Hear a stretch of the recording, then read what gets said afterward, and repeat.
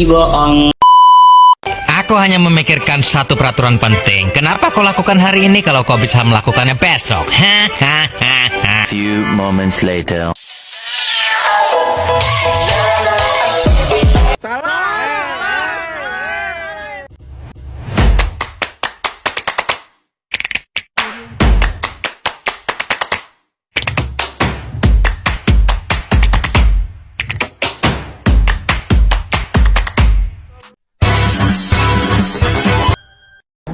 Selamat siang Pak dosen, selamat siang teman-teman semua.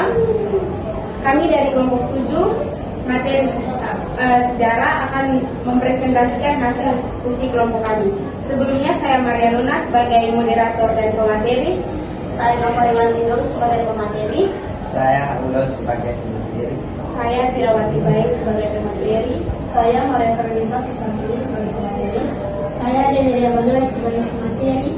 Saya Marjin Hayati Tusi sebagai pemateri. Kita masukin pengertian sejarah. Sejarah etimologi sejarah berasal dari kata bahasa Arab yaitu sejarah atau sejarah yang berarti pohon atau sejarah an-nasab yang artinya pohon silsilah. Dalam bahasa Inggris ada kata yang berpadan dengan sejarah yang ini yang berarti masa lampau umat manusia atau kejadian-kejadian yang dibuat oleh manusia. Sejarah adalah ilmu pengetahuan yang mempelajari kehidupan manusia di masa lampau. Sejarah merupakan bagian dari ilmu sosial yang erat kaitannya dengan ilmu sosial karena keduanya mempelajari fenomena yang berkaitan dengan masyarakat. Kita akan masuk dalam sejarah perkembangan sejarah.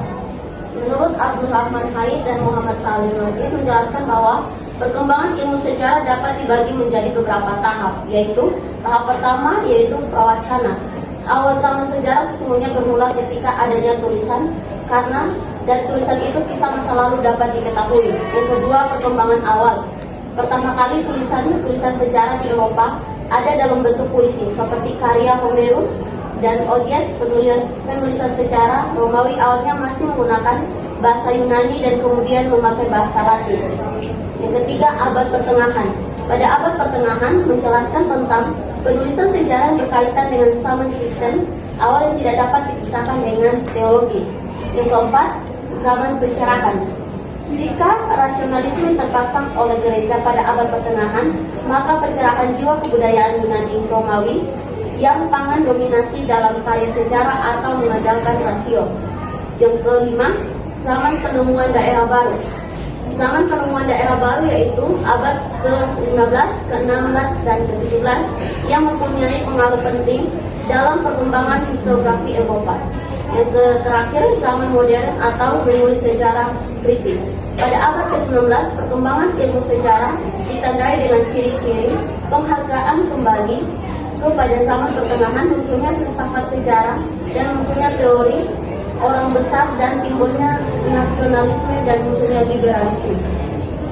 Kemudian kita masuk ke topik yang berikut, objek studi sejarah. Nah, di objek studi sejarah ini ada dua objek. Yang pertama itu objek material. Nah, di objek material ini manusia menjadi fokus kajiannya. Kemudian yang kedua, objek formal, yaitu aktivitas manusia yang pernah terjadi dalam rentan waktu yang lampau. Jadi kita masuk ke ruang lingkup sejarah. Nah, ruang lingkup sejarah ini ada 7. Yang pertama adalah sejarah sosial. Sejarah sosial tidak hanya menyediakan mata rantai yang dibutuhkan di antara sejarah ekonomi dan politik. Ruang lingkupnya dapat mencakup kehidupan sehari-hari penghuni sebagai kawasan di masa lampau. Yang kedua adalah sejarah ekonomi. Sebenarnya, sejarah ekonomi ini lebih merupakan kombinasi dua disiplin ilmu yang berevolusi cukup lama. Yang ketiga, sejarah kebudayaan. Ruang lingkup sejarah kebudayaan ini lebih berkesiaran pada arkeologi. Yang keempat, sejarah demografi. Nah, sejarah demografi ini sudah ada sejak dahulu ketika John Carew mempublikasikan karyanya. Yang kelima, sejarah politik.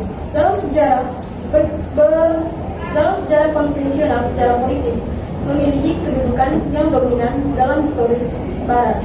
Yang keenam, sejarah kebudayaan rakyat. Nah, yang dimaksudkan dengan sejarah kebudayaan rakyat, kebudayaan kelompok-kelompok dan kelas-kelas yang terpuruk. Yang ketujuh adalah sejarah intelektual. Secara filosofis, hubungan secara intelektual lebih erat dengan aliran nefrologi.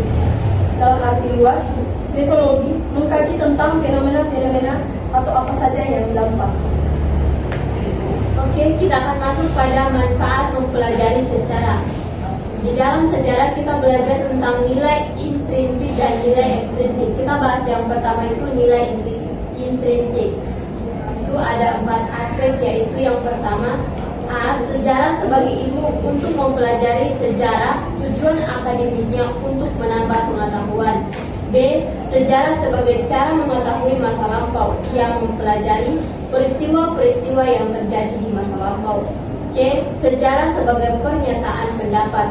Melalui sejarah, kita dapat menyampaikan pandangan, pemikiran, penafsiran tentang peristiwa-peristiwa yang terjadi di masa lampau.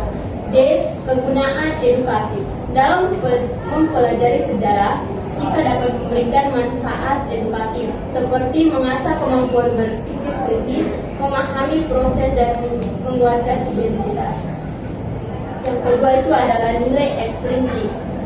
A. Kegunaan inspiratif. Dalam mempelajari sejarah dapat memberikan inspirasi dan mengilhami seorang dalam menghadapi kehidupan. B. Kegunaan rekreatif. Dalam mempelajari sejarah juga dapat memberikan hiburan dan rekreasi, misalnya melalui cerita-cerita sejarah yang menarik. Baik, kita masuk dalam hubungan sejarah dan ilmu sosial lainnya. Yang pertama, sejarah dan ilmu politik. Aspek politik digunakan dalam merekonstruksi masa lalu. Sejarah juga menyediakan data dan fakta dari masa lampau yang diolah lebih lanjut oleh ilmu politik. Yang kedua, sejarah dan antropologi. Salah satu fokus kajian antropologi ialah tentang kebudayaan. Antropologi memberikan bahan prehistoris sebagai dasar penulisan sejarah bangsa-bangsa di dunia. Yang ketiga, sejarah dan sosiologi.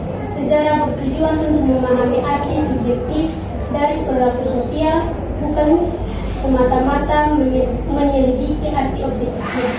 Yang keempat, sejarah dan ekonomi. Fokus studi ekonomi adalah untung dan rugi dari aktivitas atau kontrak dagang yang dilakukan oleh manusia yang mengacu pada konteks perubahan naik dan turunnya harga dalam ruang dan waktu tertentu. 5. Sejarah dan psikologi. Objek kajian psikologi berkaitan dengan mental dan kejiwaan manusia. Sejarah membantu psikologi memahami bagaimana manusia berpikir, berperilaku, dan berinteraksi dengan orang lain. Baik, yang berikut tentang pendekatan dalam sejarah. Melalui pendekatan ilmu-ilmu sosial, dimungkinkan ilmu sejarah memperoleh pemahaman yang lebih utuh mengenai makna-makna peristiwa sejarah.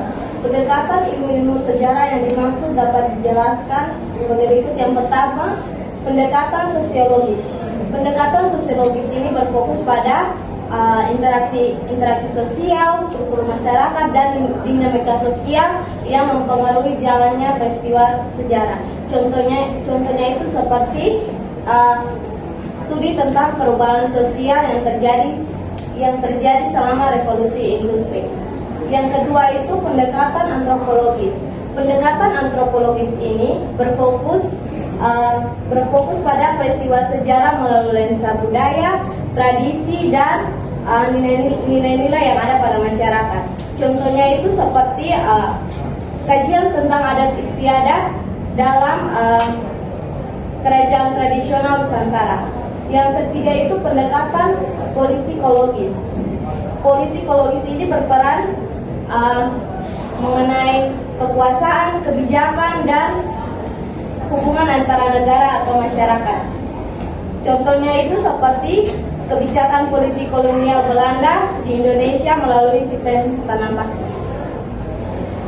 Sekian presentasi dari kelompok kami. Jadi kesimpulannya itu adalah jika kita mempelajari tentang sejarah, maka kita kembali ke masa lampau. Kita mengkaji ulang tentang apa saja yang sudah terjadi di masa lampau dan kemudian dibawa kembali untuk kemajuan di masa depan. Sekian dari hasil presentasi kami, kurang dan lebihnya kami mohon maaf.